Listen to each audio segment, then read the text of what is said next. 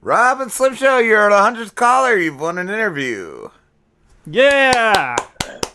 Am I the eighth caller? Yeah! Caller number 8.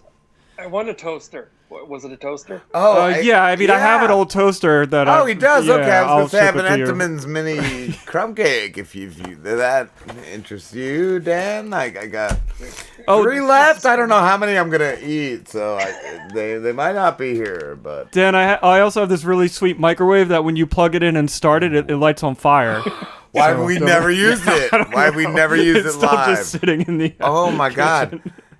Is it have Ain't burn those marks? like those ones that were built into the wall in the 1970s? What about the ones with the metal like tray in them? Like that, like ovens have that metal like rack.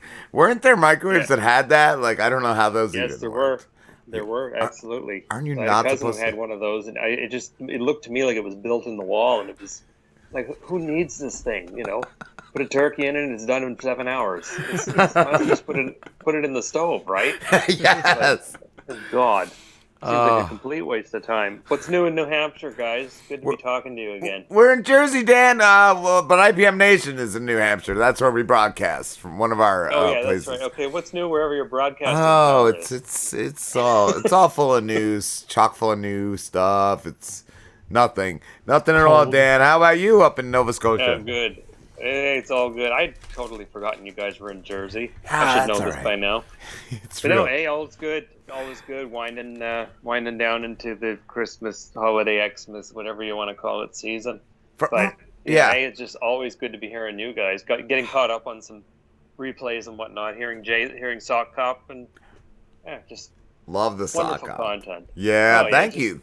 Oh, he's always great. That Are you friends with the sock cop? Absolutely. That's awesome. Yes.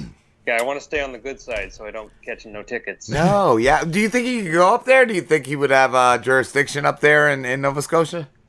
Oh, I think he would have to be granted jurisdiction. Just goodwill ambassador. You know what I mean? Yeah, I feel like anywhere would let him get speeders. Anywhere. Oh, absolutely. would And they need welcome all him. the help they can. The stunt driving and everything. They need all the help they can. I didn't know Canada was that wild up there, man. Oh, shit. it can be. Yeah. Yeah. We're not all that friendly. Are you ready for Christmas, Dan? Yeah, definitely. We're heading out of town in just over a week up to Northern Ontario to see family, and just for a few short days. Okay. But it's I haven't been up in over a year, so I've got a niece that's 11 now. One of the nieces is, I want to say, 11 months old. I haven't met her yet. Wow. And I forget how old the other one is now. I should know this by now, but I don't. I haven't seen them in a long time, and of course, given the year I had last year, it wasn't. But hey, always trying to stay on the optimistic side. From talking to you in the past, Dan, you're a minimalist, correct? Yeah. Oh, definitely. So what do you get for Christmas? Just nothing? That's what I would do. I'm a minimalist, so you get nothing. Ideally. And what do you get? What do you get if you get a ton of stuff? Are you just like, I'm not taking this, like, because I don't need this in my life? That would be it. And thankfully, we've got. It's just. I tell people, no gifts. Just make a donation to Animal Rescue or something. That's what I figured. That's wow. Yeah. I would be That's that dick. what I'd get you a gift. People to do. I'd get you an iPad just to be a dick. Oh yeah. Well, hey, I'm open to toasters. Like I was just saying. Yeah. So, Yeah. And Slim's microwave. build a toaster museum. Nice. And how have your books been doing, Dan? I think last time I talked to you, did you just come out with Let Nothing Go to Waste? And you've had Planned on Parenthood. You've had that one. Planned on Parenthood is 10 years old next year, which is still kind of surreal to me, and I'm now almost terrified to look at it in the sense of just there's always stuff that I would want to change. There's nothing wrong with it. But why don't you put out a revised copy? I thought about that, like doing a 10-year anniversary edition, but the data and everything in it is still pretty raw and fresh in a sense, and the content is still. It's one of the things I remember is, okay, this is going to have a long shelf life. So I don't know, maybe in 15 years or 20 years. Yeah. And then, of course, the data will have changed substantially by then, and there might be some more things to throw in. So I did think about it, because I could sit down and do a 10-year anniversary version, but I'm like, no, I'll let it go a little longer. Because it still keeps coming back. Someone will be like, hey, can we talk to you about this book? I'm like, sure, it's nearly 10 years old or whatever, but of course, happy to talk about it. So it's still getting fresh perspective. So. Nice. And what about Frankie? Is he around up there? Like, do you see him on the regular? No, Frankie's in Sydney, so he's about like 4-hour drive away. But we were there not that long ago in Sydney. So like we were staying at one of the hotels. Like he walks along the boardwalk. Okay. And I just kind of joked with him, "Hey Frankie, hope I run into you on the boardwalk." Didn't run into him, but so Nova Scotia is like a state almost. I always thought it was like a town. Like exactly. Yeah, it's a province, and you can cover a lot of ground in a short period of time. Okay. But yep. But gotcha. It's like where Frankie's at, it's a nice area. That whole Cape Breton Island is amazing scenery. Like you can just look up Cabot Trail scenery on there, and you just get lost for like an hour looking at photos. Nice. Well, where are you at? Like, how far are you from where Frankie is? Yeah, so like a 4-hour drive, but I'm like right in the capital, Halifax, on the other side of the Halifax Harbor. Okay. What's the coolest thing about Halifax? I'm sorry? What's like the coolest thing about Halifax? Like what, like you said, scenery where Frankie is. What's like one of the coolest things to do where you are? Craft beer, maybe craft beer. Waterfront's nice in the summer. I mean, you never know, and no cruise ships coming this year because of COVID and everything. It's just interesting, and it's constant. There's so much history here. But, I could do without the 12 o'clock cannon going off at the Halifax Citadel, which has been like a time-honored tradition. I want that. I want a 12 o'clock cannon. I always thought church bells when I was a kid were cool. I want a cannon. Oh, my God. Is that every day, 12 o'clock cannon? Church bells are cool. 12 o'clock every day, this cannon goes off. And even though we're on the other side of the harbor, it still scares the shit out of me at times when I'm outside. Like, is it just a sound effect, or do they actually load the cannon with, like... Oh, they load this cannon with, they load this cannon up and blow it up over... Like, do they actually fire, like, a cannonball out of it? Is there, like, one unlucky car that gets hit a day, or... That's what we used to think as kids. We'd be like, ooh, man, with a cannon going off, let's look out in the harbor and see if it lands somewhere. I don't know how... it was explained to me, and I'm certain I've just long forgotten it, but as kids, that's what we thought. We thought, hey...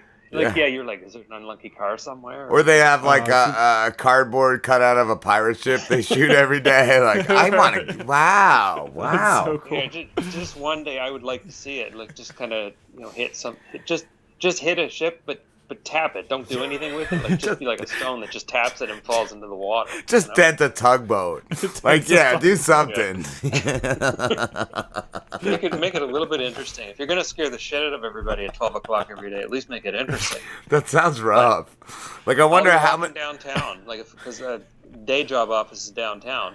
Like, I'll be walking down outside and I'll hear it go off, and you can 10 or 12 people walking the street will jump about a foot in the air. It never fails. How many Zoom calls has that ruined? Oh my God, I'm certain many, because on a clear day it will shake the building a little bit. I've actually heard it happen.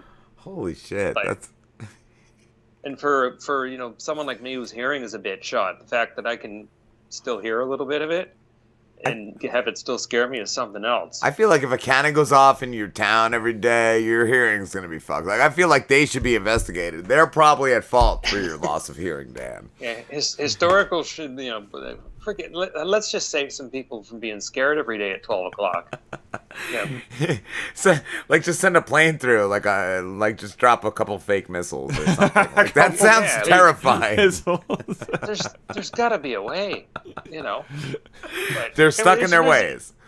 It's an interesting place, though. I mean, I'm originally from an hour and a half drive away, so it's on the way up towards what Frankie's would be, right? Okay. And we used to come down here to go shopping, and then eventually I got to a point where I didn't want to come down here to go shopping, let alone go shopping, right?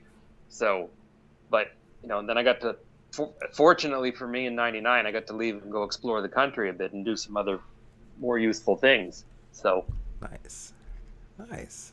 Have you been writing since we last talked to you, Dan? Yeah, a little bit here and there when I can. I'm working on some stuff into the new year for. There's a couple album anniversary. I like doing, covering a lot of that music history. Yeah. And a couple milestone next year. I did a lot this year. Like, stuff that I had put out this year, I had started Like I was writing content for this month, starting back in February of this year. Wow. What are some of the big anniversary albums this year? This one, like Black Sabbath, The Mob Rules. So the second Ronnie Dio album, and there were, looking back a little bit, there were a few movie ones too. I covered Ocean's 11, the remake. It's 20 years old. I just covered that. And like that to me was surreal because it's like, holy shit, that's because to me it's a funny movie. It's just something you can settle into. There was an Iron Maiden record. There was a bunch of great stuff last year, and a lot of good news stuff too. This, for a COVID year, I'm finding stuff to be pretty good this year. Nice.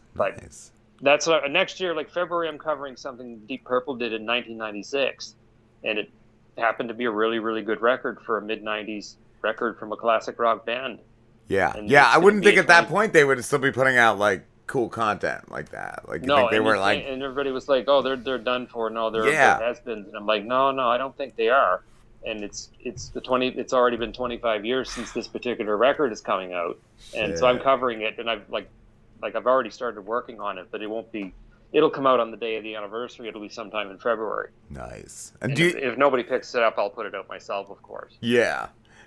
So is that what it is? A lot of times you write something, you send it out, and if anyone wants to grab it for their publishing, they'll take it. Okay, that's cool. And pitch work is a constant thing. I'll always send one or two things out a week, and even if it's not something that's already done, it's, hey, what do you think about this? So there's more pitch work involved than necessarily. You got to send out a bunch to get one, right? And so even that you got one, or even if you have one that's gotten one, somebody's picked one up, that doesn't necessarily mean they're gonna pick you up every week.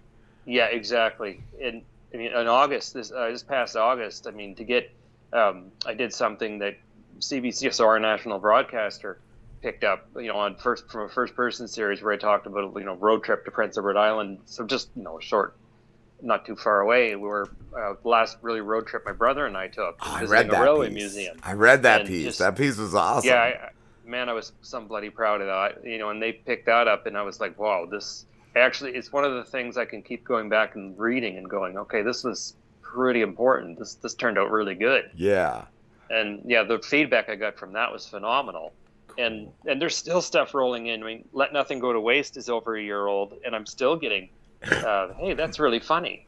And I didn't think you were funny. Well, I'm only funny to a few. But it's, I had a really nice review of Let Nothing Go to Waste in the regional magazine here, and I was just shocked and blown away by it. Nice.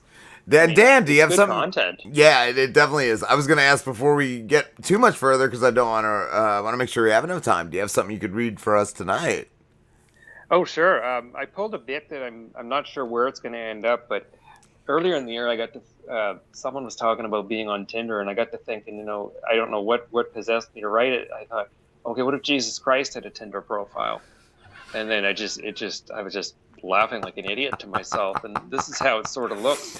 And I may put it into my next book, or I may just try to pitch it somewhere. I did send it out. That's what I feel. If it's something that makes me laugh, like I'm pretty sure it's gonna be cool. Like that's how I usually when I come up with stuff.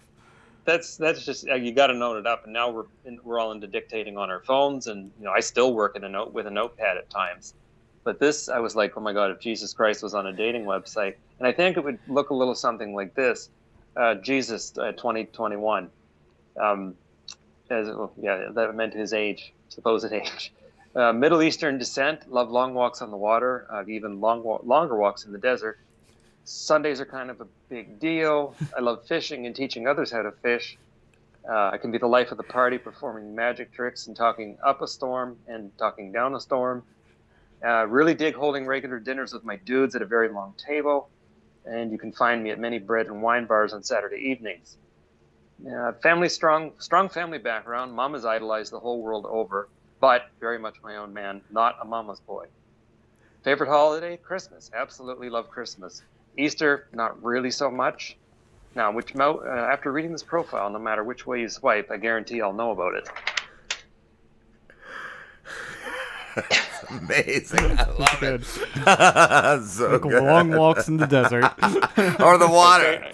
I thank you. It's gold. I just so I'd read on Twitter about people being on dating sites, and I don't follow any of that stuff, right? But Yeah. Tinder's the one you always hear about. Oh, Is that the swipe big right, one? swipe right. I know the Driz likes Grinder. The Driz, he likes a site called Grinder. Yeah, I'm a big fan of the Grinder. I like a little grinding in my grind. Well, yeah. Does the Driz have multiple accounts on Grinder? Just a couple. Just a couple. Okay. The Driz, Yeah, like and then 10. The Driz _01. You got it. 7. Well, man, good luck. But you have to set up multiple ones because you want to just get in as many as you can. I got one. It's called Lil Driz. And I make the font real small on that one. Ooh, I didn't know you could work things like that. So one for far-sighted potential and near-sighted potential.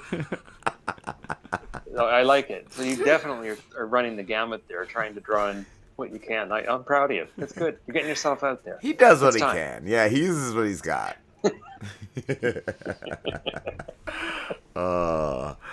I hope you guys are ready for Christmas as well. I know it's hard to believe it's here already. Yeah. Well, we work in retail, Dan, and you kind of get like the feel of it. Like you get how much people buy, and like real early this season, and even for the other holidays, people just like grab stuff real quick. It seems like we were out of things a lot more earlier. Yeah. So like, I have been at least able to grab things like when I see them and all. So that's kind of cool. That's cool. Yeah, I remember you guys were in retail, and of course I've been there myself and had worked, for one of the big national retailers on and off for a couple of years, and of course I just feel for everybody. I mean, it's happened. The craziness has happened here as well. I mean, things are opened up a lot more, although they're going to tighten up again, I suspect. That's what I'm wondering. I don't know. Like, I don't know by you, but I know by us out in California, all the ships that were like bringing in imports and stuff, they're all held up. I don't even know why, but that was a big thing. So people were thinking they weren't going to be able to get stuff, and it's a mess.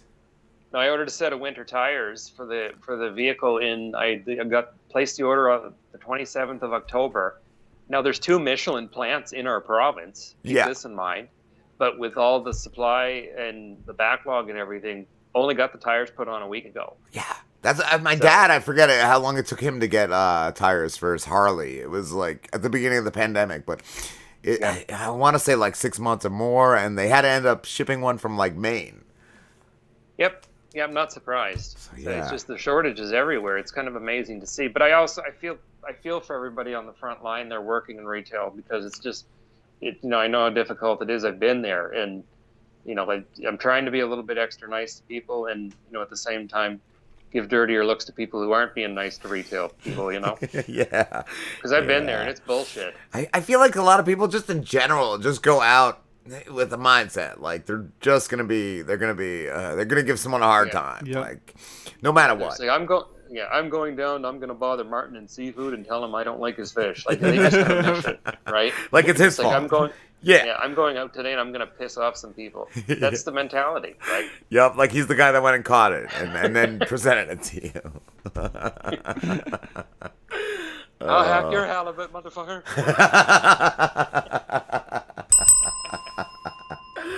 Oh man. What else? I think that Dan with like the shortage and like the trouble finding stuff is because everyone's still like afraid to work. So there's a huge shortage of workers. And I don't know though. Some companies too, I feel like, are producing things slower just to cash in. Yeah. It's amazing to see. Yeah, I agree. I think you do kind of have to wonder, but even seeing, like, you notice little things. One of the towns near here that we love to hang out in Lunenburg, that when we were there over a weekend, we noticed that like one of their Subway locations, and I don't eat at Subway, but it was closed for an entire weekend because they don't have staff. So they were only open for short times during the week, and here it was busy tourist season, and people were coming back. Like the town was packed full of people. They didn't have what? And they didn't have staff. Oh. Like, so a place that is guaranteed to draw money. Yeah. Like the Subway, because people know the name and whatever, it was closed because they didn't have staff to work the weekends, and that's happening everywhere. Yeah. Yeah, that's crazy. But at the same time, I'm like, look, pay your people better, and maybe you can be open on the weekend. Yeah, we've seen that a lot here. A lot of companies in the U.S. have been raising their rate. I didn't know if you guys had that up there too, where We they had the two big grocery chains. They called them hero bonuses, which was a bit ridiculous, and they were giving retail workers a bonus for so long, but then they ended up just taking it away. It was oh ridiculous considering the kind of money they were making. There's no reason they couldn't have kept those so, wages in, and better yes. yet, paid them better. So yeah, that's what I'm So saying. Like some of the major ones here, they've kept that. So like that's cool. Like yeah, I yeah, figured that's that was good. the same. None of them have kept it here. Out of the big Wow. guns here, none of them have kept it. Damn. So Yeah, I've even but seen one story where a lot of like even fast food chains they've upped their rate and all. yeah. Yeah, I'd like to see that here too, but I hardly go to any of those places at all, of course. But you'll hear about it, and kind of have to walk through a food court to get up to my office the 2 days a week that I'm in downtown. So I pass a food court, and it's like, man, pay people better. Yeah, yeah. Dan, before we go, did you want to read that other Sure. page? Oh, Yeah, oh yeah, sure, I appreciate that. I mean, you guys got Bobby coming on in a bit, right? he's on. Our next interview is Laura Kayouette, and then we have Right, and then we have Bobby. What a great interview that's going to be with Laura coming in. That's great. But with Bobby, I covered a bit of, like, I was a wrestling fan growing up as a kid, and there was a pretty big scene here in Atlantic Canada, and there were some guys like Randy Poffo and Lanny Poffo, so Macho Man. They worked here back in the '70s. So I touched a little bit. I'll excerpt from it's called "When Wrestling Was Real," and I'll just get a little bit of the ways in before I let you guys go. So when wrestling was real, it was a con job that I completely fell for. The violence, the storylines, we believed and bought into it. We thought people who worked the inside of the wrestling ring were legitimately fighting. Some grown-ups kept telling us goofy kids that it was all staged. We didn't believe it and never wanted to.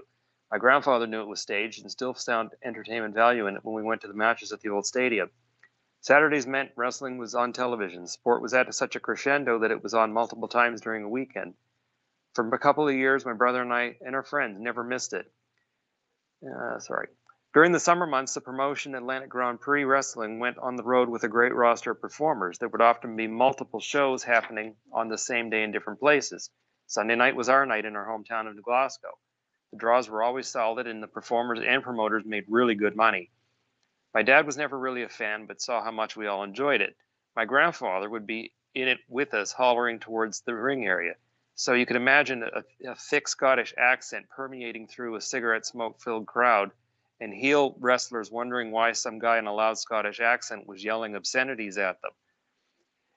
And I lost my place there.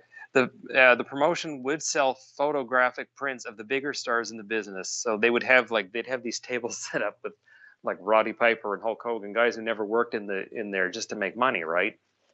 And it kind of goes on and on from there. But I covered that because that was a good memory, especially my brother and I touched on this before I finished the book and before my brother passed away. Like I actually ran the story by him. Yeah. Said, was there anything there that I might have missed or something? Was there something? No, just talk about grandfather yelling at some of these guys. That's so funny though. Just it totally hits because my dad was never like crazy about wrestling, but my grandfather, on my mom's side, he was a huge fan. So that's awesome. Yeah, it was just something we saw it on TV. My dad was watching it, and then we just kind of fell into it. I haven't watched it for a very long time, but I watch old clips, and I'm fascinated by the history of it. Yeah. And given the history of how it ran in Atlantic Canada and the people that used to come up and work here during the summers, so I do maintain a bit of a love for the history of it. But I've got nothing kind to say about any of the lot that are running it now, and haven't for some time. So. But anyway, I appreciate being able to read that one. That's always brings back some memories. No problem. Thank you, Dan. And where can everybody find you?